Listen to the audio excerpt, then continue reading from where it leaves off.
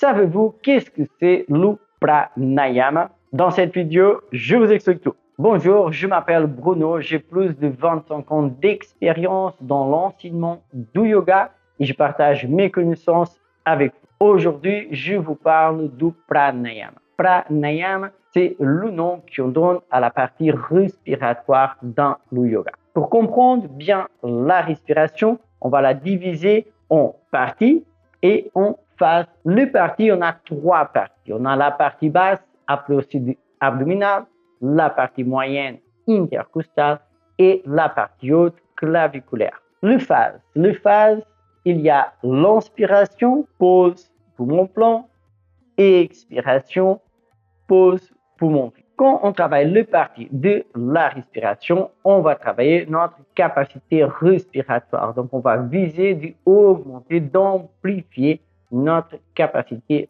respiratoire. L'inspiration se fait ventre vers thorax, c'est-à-dire on va commencer à inspirer et remplir le ventre avec l'air. L'air, il ne va pas vers le ventre. En fait, c'est le diaphragme qui se contracte.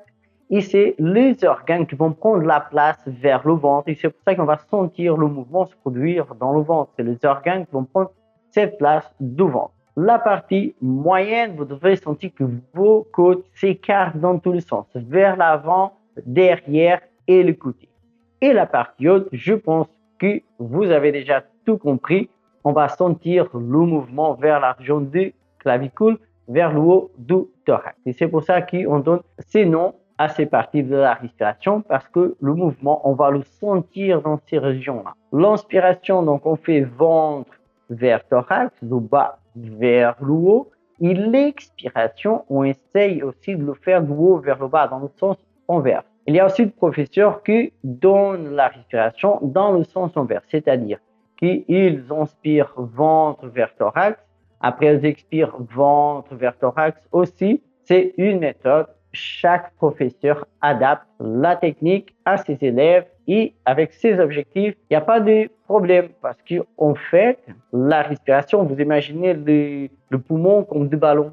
Quand je remplis un ballon, il n'y a pas une partie qui va vers la partie basse d'abord, après la partie moyenne et après la partie haute. Donc le ballon, il va gonfler d'une seule fois. On divise la respiration en parties pour une mieux compréhension, justement, pour les gens qui ne comprennent pas trop la physiologie de la respiration. Donc, c'est très important, c'est plus facile à comprendre pour quelqu'un qui ne connaît rien et qui arrive pour la première fois.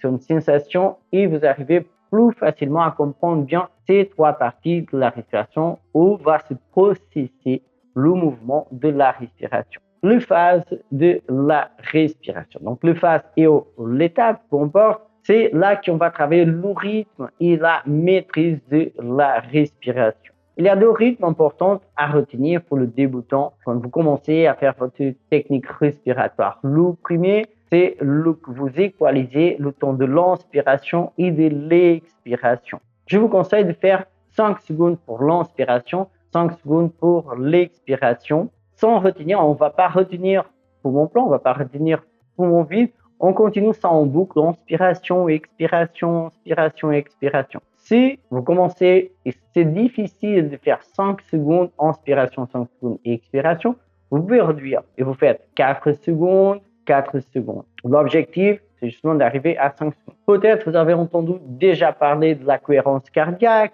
ou de la cohérence cardio-respiratoire.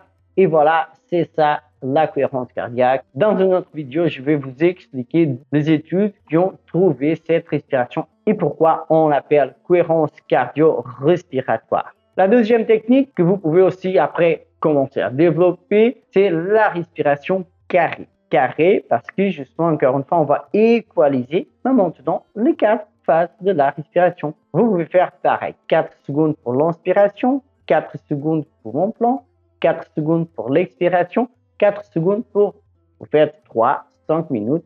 Je vous conseille de commencer par la cohérence cardiaque, la cohérence cardio-respiratoire. Et si vous vous sentez à l'aise, passez après à faire cette respiration, la respiration carrée. Encore une fois, si c'est facile, la respiration, on peut progresser. C'est-à-dire, vous commencez à 4. Ah, c'est trop difficile, j'arrive pas à faire 4 secondes. Je réduis, je fais 3. 3 secondes, 3 secondes, 3 secondes, 3 secondes.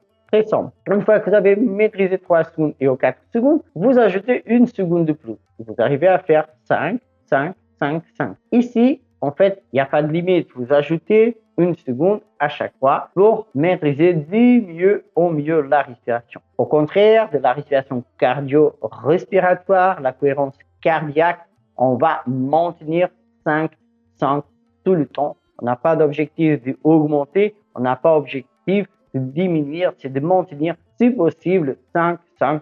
Vous pouvez faire évidemment 4, 4, c'est trop dur. 6, 6, ça s'utilise, mais je vous expliquerai tout dans cette vidéo que je parlerai de la cohérence cardiaque. Les caractéristiques de la respiration dans le yoga. La respiration, elle va être exclusivement nasale, c'est-à-dire faite par le nez. Il y a des exceptions, bien évidemment, mais c'est des cas particuliers et je vous expliquerai une fois que je vais développer justement des vidéos individuelles de chaque technique respiratoire pour que vous appreniez à faire ces techniques respiratoires. Mais si ce n'est pas dit pour respirer par la bouche, on respire exclusivement par le nez. Je vais faire aussi une autre vidéo que je vous explique pourquoi c'est important de respirer par le nez. Pourquoi devrons-nous respirer exclusivement par le nez? Donc, la respiration exclusivement nasale. Après,